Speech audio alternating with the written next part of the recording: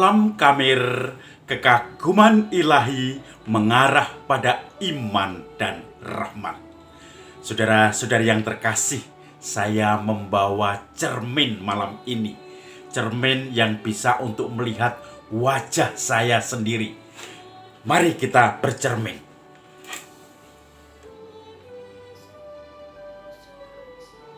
Wah, wajah saya cakep sekali. Seperti bintang film. Coba saya bercermin lagi, jangan-jangan cerminnya yang rusak. Oh, monyet. Ternyata cerminnya cermin burem, sudah rusak dan juga sudah kotor sekali. Saudara-saudari yang terkasih, apakah Anda juga pernah bercermin dalam hidup Anda? Sekali saja, tetapi juga sesering mungkin akan lebih bagus. Karena cermin ini akan membuat kita melihat diri kita sendiri. Ketika kita bercermin dengan presisi, kita bisa melihat bagaimana seperti bakpao pipi saya, seperti cabi, dan kemudian membuat orang tertarik. Kok pipinya imut ya? Muka saya juga muka seperti kalau tadi bercermin yang pertama seperti Tom Cruise, tetapi yang kedua seperti monyet, dan kurang ajar bener cerminnya itu. Kita bisa melihat detail-detail wajah kita, detail-detail seluruh bentuk muka kita, entah itu jerawatnya, entah itu ubannya, tetapi juga kecantikannya, hidungnya yang mancung, dan juga matanya yang biru yang membuat orang semakin terpesona pada saya. Detail-detail ini akan kita lihat, kita nikmati, kita syukuri. Itu kalau kita sering bercermin. Kalau tidak mungkin kita mendapat detail-detail itu. Kelemahan, apakah ubannya ada? Apakah pipi saya mancung atau pipi saya pesek atau besar? Apakah bibir saya ini imut atau bibirnya seperti bibir sumur atau seperti bibir kuali? Nah, kita tidak tahu. Tetapi ketika kita melihat, bercermin, kita melihat dimensi kita dari kacamata lain, kita bisa belajar tentang hidup kita. Jangan sampai kita belajar tentang diri kita, mengenali diri kita hanya dari perspektif kita saja. Kita perlu minta masukan dari orang lain. Kita perlu minta cermin, minta kritik-kritik dan saran. Dan itu akan membuat kita semakin dewasa. Dan kita memahami, oh ternyata saya sudah dicintai Tuhan. Tetapi saya ternyata masih juga tidak memuaskan Tuhan, tidak membuat Tuhan berkenan dalam hidup saya. Saudara-saudari yang terkasih, Injil hari ini berbicara tentang pengampunan. Berapa kali kita harus mengampuni? Apa hubungannya dengan cermin tadi? Petrus suatu saat bertanya kepada Yesus, "Guru, sampai berapa kali kita harus memaafkan? Apa sampai 7 kali?" Konteksnya tentu saja Petrus minta pencerahan karena dia melihat ketidakberesan. Kemudian Yesus menjawab begini, "Bukan sampai 7 kali, tetapi sampai 70 kali 7 kali." Itu panjang sekali. Katanya dalam bahasa aslinya itu bisa juga diterjemahkan sampai 77 kali. Tetapi yang diterjemahkan Injil bahasa Indonesia sekarang sampai 70 kali 7 kali. Artinya tak terhingga. Kalau dalam matematika itu seperti burung di udara, yaitu tak terhingga.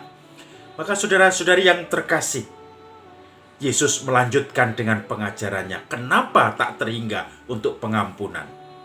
Hakikat pengampunan, Yesus memberi perumpamaan. Ada seorang tuan yang ingin membuat perhitungan kepada hamba-hambanya. Hamba-hambanya itu banyak yang utang kepadanya. Suatu saat dimasukkan hamba yang berhutang 10.000 talenta. Itu banyak sekali, mungkin 2 triliun lebih. Yaitu talenta itu mata uang yang tinggi sekali. Maka Yesus ingin membuat suatu perumpamaan yang ekstrim. Utang banyak sekali. Kemudian orang itu tidak bisa melunasi. Tuan dari hamba itu mengatakan, "Gimana kamu melunasi? Saya masukkan ke penjara." Tapi dia mengatakan, "Jangan dulu Tuan, sabar. Saya akan berusaha melunasi utangku." Maka tuan itu pun luluh dan mengatakan, "Ya sudah, saya tunggu janjimu."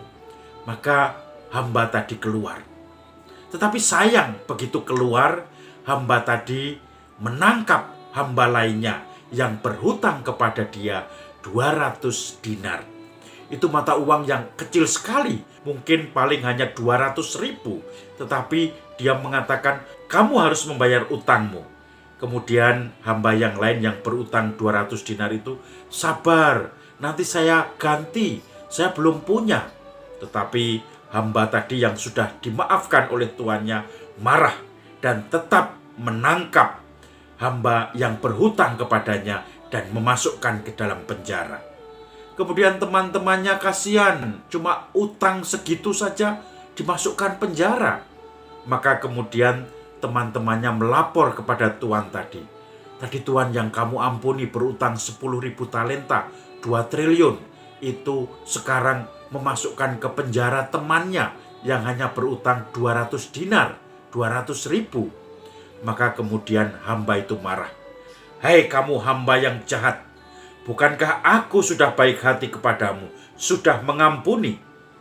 Kenapa kamu tidak mengampuni temanmu yang hanya berhutang 200 dinar itu?"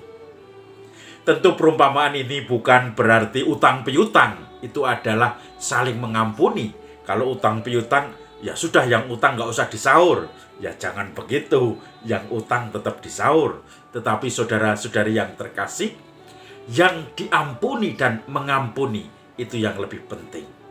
Karena Yesus, Tuhan kita, sudah mengampuni secara total kita semua. Menebus kita tanpa syarat, apapun seberat apapun dosa kita. Seperti penjahat yang disalib bersama Yesus di kanan dan kiri Yesus. Dan Yesus pun mengatakan, "Saat ini juga engkau masuk ikut aku ke Firdaus." Artinya diampuni tanpa syarat walaupun dosanya bertumpuk-tumpuk, asal ada niat untuk bertobat. Maka saudara-saudari yang terkasih, kita yang sudah diampuni, apakah kita tidak bisa mengampuni? Apakah kita tetap menuntut orang itu dan menganggap dia bersalah pada kita, menganggap dia musuh, menganggap dia tidak pantas diampuni? Bercermin, jangan macam-macam. Kalau ada bercermin, kalau cerminnya buruk seperti ini, kotor, pasti Anda akan melihat wajah yang buram. Tetapi kalau cerminnya yang bagus, maka Anda pun akan mendapati wajah Anda yang jelas, mendapati wajah Allah yang penuh dengan pengampun.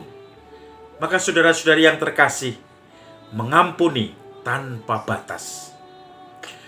Berbicara tentang mengampuni, saya teringat pada salah satu orang yang pernah bertemu dengan saya.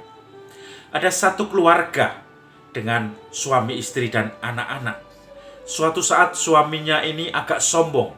Dia sukses di bidang pekerjaannya. Dan kemudian karena sukses dia mulai melirik wanita lain. Dia tidak cukup dengan satu wanita. Katanya menurut ilmu populer, pria itu selalu ingin mempunyai pasangan lebih dari satu. Tentu saja ini tidak selalu betul, tetapi ternyata banyak juga yang seperti itu. Maka keluarga tadi, bapaknya mulai melirik wanita lain, mempunyai simpanan. Bahkan kemudian pergi meninggalkan keluarga itu, ibu dan anak-anaknya. Dan keluarga itu untungnya ibu bisa bekerja sehingga bisa menghidupi keluarga itu. Bahu-membahu, bekerja keras walaupun ada rasa sakit hati dengan bapaknya yang meninggalkan mereka. Kemudian setelah 10-15 tahun, bapaknya mulai sakit-sakitan, uangnya mulai habis, dan ditinggal oleh simpenannya atau istri kedua yang tidak sah itu. Maka kemudian dalam kondisi sakit, bapak itu kembali ke istri yang pertama, kembali ke keluarga itu. Pasti ilmu umum populer itu akan mengatakan harus ditolak. Tetapi di luar dugaan, ibu dan anak itu berjuang untuk mengampuni bapak dan suaminya. Dia menerima kembali, dia merawat bapak itu, kemudian juga bahkan mendoakan ketika sakit, diujubkan dalam Ekaristi, ketika membutuhkan minyak suci, dipanggilkan Romo, ketika membutuhkan doa-doa, prodiakon juga mengunjungi, dan ini sesuatu pengampunan yang dahsyat. Tidak ada keterbatasan jumlah pengampunan, berapa kali harus mengampuni. Sakit hatinya 10-15 tahun ditinggal suami, ditinggal bapak, tidak diberi nafkah sama sekali, harus berjuang, harus membanting tulang, selalu stres bagaimana makan, bagaimana membayar sekolah untuk anaknya. Tetapi ketika yang menjadi sumber stres itu pulang, bahkan pulang pun sudah membawa penyakit, diterima, kemudian juga dirawat, diperhatikan, didoakan. Suatu pengampunan yang tulus yang saya lihat di dunia ini. Pengampunan yang tidak menuntut apa-apa. Ibu dan anak itu bisa dengan kebebasan, bahkan mungkin bisa dianggap oleh banyak orang lumrah kalau menolak suaminya, menolak bapaknya, karena menimbulkan sumber kesengsaraan keluarga itu. Tetapi yang dibuat di luar dugaan, merawatnya dengan penuh perhatian. Tentu kadang kecewa diungkapkan, membuat sakit, tetapi kemudian secara umum diterima dengan baik, diperlakukan seperti dulu sebelum meninggalkan keluarga itu. Dan tentu saja pengampunan ini justru mengubah si suami yang tadinya meninggalkan keluarganya menjadi pelan-pelan mencintainya, walaupun dalam kondisi dia sudah sakit dan membutuhkan.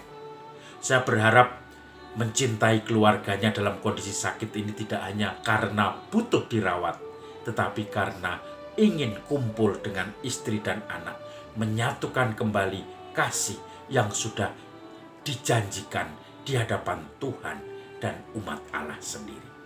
Maka saudara-saudari yang terkasih, kita perlu bertanya, sudahkah kita memaafkan sampai kita sendiri mungkin merasa sakit, penuh perjuangan karena memaafkan orang yang pernah menyakiti kita sampai dalam? Apakah kita bisa belajar dari ibu dan anak tadi yang mengampuni orang yang membuat mereka menderita, bahkan merawatnya pada saat-saat akhir hidupnya? Salam Kamir, kekaguman ilahi mengarah pada iman dan rahmat.